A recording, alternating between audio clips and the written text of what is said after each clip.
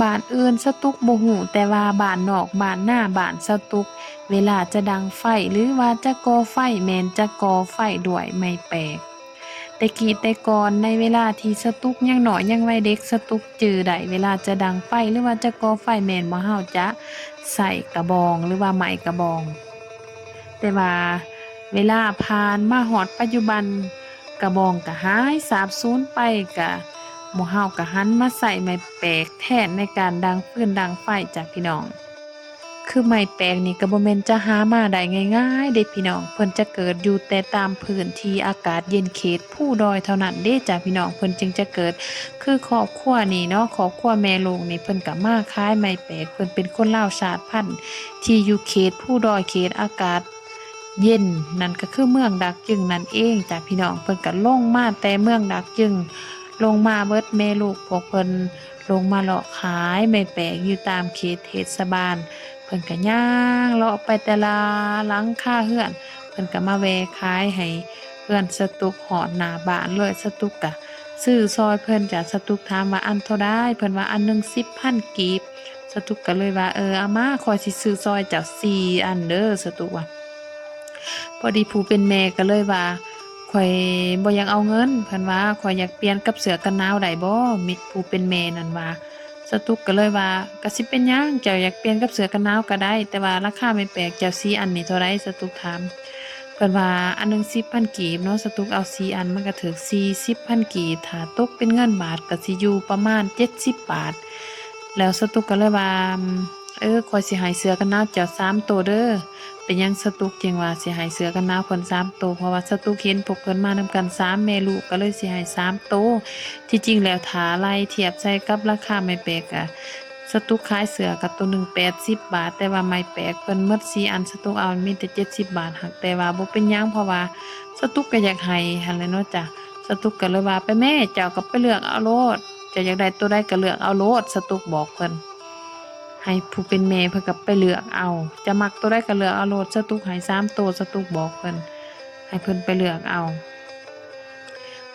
โดนๆเฮาจึงจะเห็นคนลาวชาติพันธุ์เพิ่นลงมาจากเมืองดักจึงมาขายไม้แปลกเทื่อหนึ่งจ้ะพี่น้อง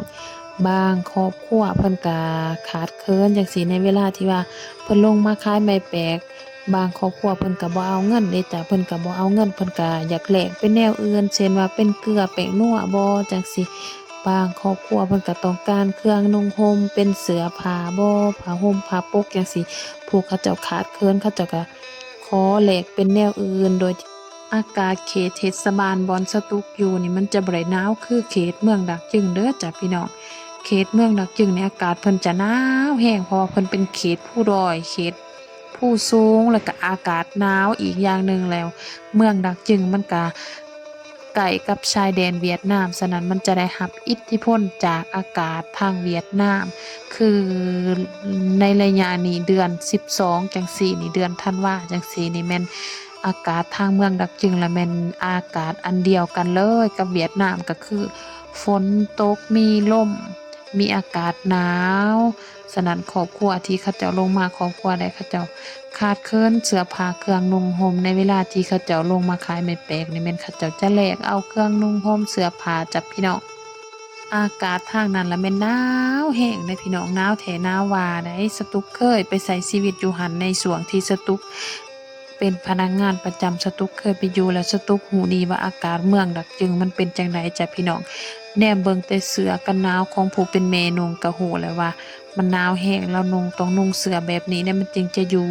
ต้องนุ่งรุ่นเป็นคนพี่ได้มันจึงอยู่จ้ะพี่น้องคันบ่ซั้นน่ะแม่นเอาบ่อยู่โลดพี่น้องโดนๆจึงจะเห็นคนลาวชาติพันธุ์เพิ่นลงมาจากเมืองดักจึงมาขายไม้แปลกอยู่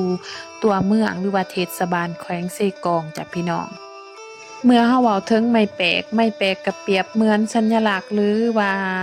ซิกเนเจอร์ของเมืองดักจึงไปแล้วหรือว่าคนลาวชาติพันธุ์เมืองดักจึงไปแล้วพี่น้อง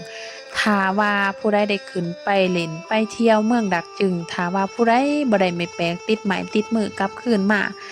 แสดงว่าผู้นั้นไปบ่ฮอดเมืองดักจึงพี่น้องเพราะว่าหยังไม้แปลกนี่เป็นไม้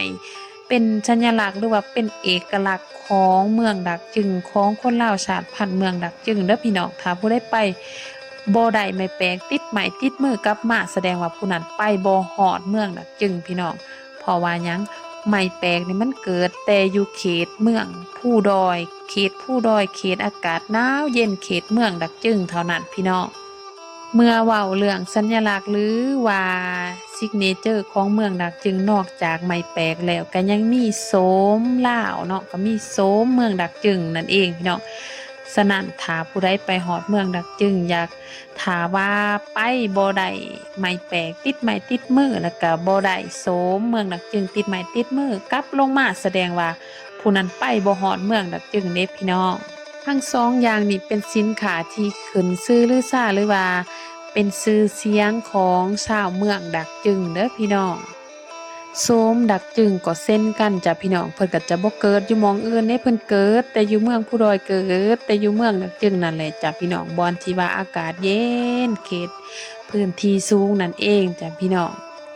มาฮอดนี้สตุกก็สิบ่เว้าหลายยายห่างจ้ะพี่น้องสตุกก็ให้เพิ่นเอาเสือเพิ่นก็ได้เสือไป3โต3แม่ลูกเพิ่นไปปั่นกันนุงจ้าพี่น้อง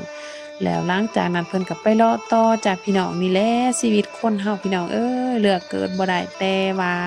เฮาบ่ยอมแพ้ต่อโศกชะตากรรมชีวิตเฮาก็สิบ่เจอทางตันจ้ะพี่น้อง